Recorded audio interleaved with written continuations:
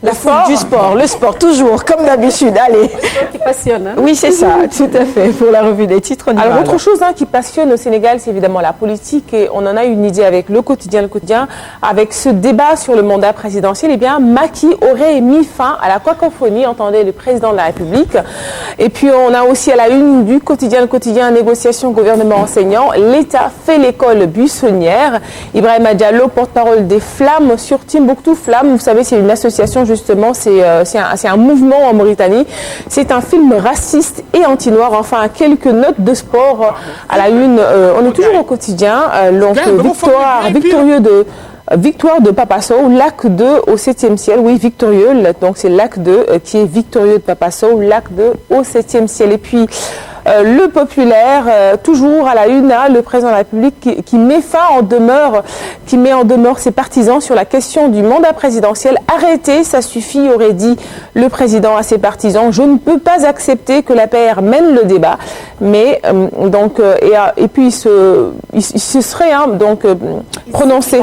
Voilà, la fin de la récré, et il se serait prononcé en wolof. Mais mandat bi waxoon naa ko waxeet, c'est des tchahaneries.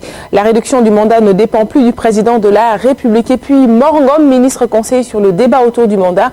Aucune pression ne perturbera le président. Et toujours Gris Bordeaux et Curie Face Tyson, un des plus grands poltrons de l'arène. Ça, c'est vraiment dans la provocation. C'est Gris Bordeaux qui mène la danse. Et puis, défait hier à Demba Diop, Papa Sow se noie dans le lac. Entendez, lac de guerre. Qui est le poltron Tyson? En tout cas, c'est ce que dit Gris Bordeaux. Qui le dit? D'accord, on est dans la bataille commence. C'est la bataille psychologique. Oui, c'est vrai que les mots aussi, c'est une arme. Comme dirait Jean-Paul Sartre. Allez, Réumi aussi quotidien, qui parle aussi de la réduction du mandat présidentiel. Macky rabroue ses proches et menace. Mbagnick Diop à la conférence des femmes chefs d'entreprise du MEDES.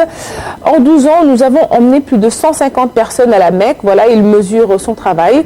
Impossibilité des avocats de Karim de se pourvoir en cassation. Wade menace de marcher sur la CREI.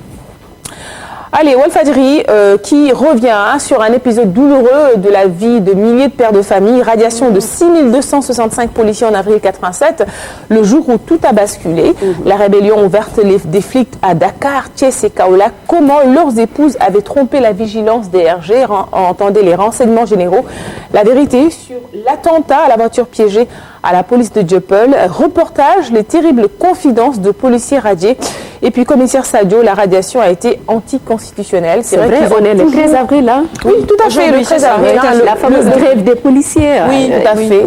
Et c'est vrai que le 13, c'est toujours une date marquée. C'est vrai qu'on n'est pas un vendredi 13 non plus, on est lundi. Bon, donc ça va, tout va bien. C'est super. Tout va bien, on est le lundi 13 avril et il n'y aura que la paix au Sénégal. Walf Grand Place qui revient aussi sur un week-end assez douloureux pour cette petite fille pitoyable, meurtre à Yeumbeul Sud, violée et étranglée. Témoignage poignant de sa mère arabisante, elle était pieuse, voilée. Et puis Fatou Diagne, maman du meurtrier, aurait jubilé, selon nos confrères. Bien sûr, c'est une information à vérifier parce que l'enquête suit son cours et on en saura davantage certainement ces prochains jours.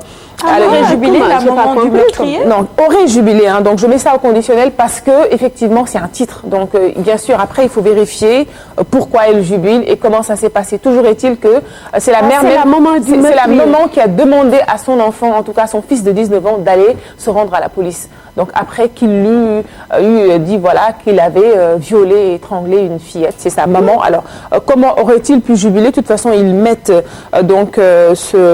ce verbe entre guillemets. Évidemment, on va essayer de décortiquer tout cela pendant la revue de presse pour en savoir davantage. Allez, une note plus gaie, victoire de Papa Sow, Lac 2 s'impose à Guédiawaye, décentralisation des activités aériennes.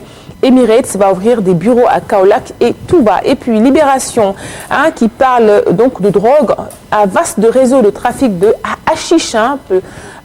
C'est une herbe de hashish démantelée en centre-ville. L'octrice frappe au cœur du plateau. Le parrain, Emani Isseini, cachait la drogue dans son caleçon.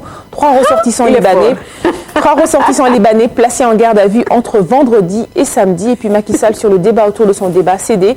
tchahanerie. Tchahanerie en Wolof, ça veut dire c'est tout simplement voilà de la rigolade. Hein. Donc pour lui, ce n'est pas une actualité parce qu'il avait déjà donc dit son mot sur ça.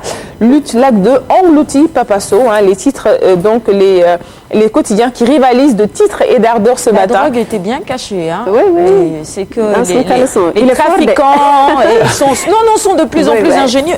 Même moi, j'ai regardé un reportage, oui, tout à fait. Ils ont mis ça dans les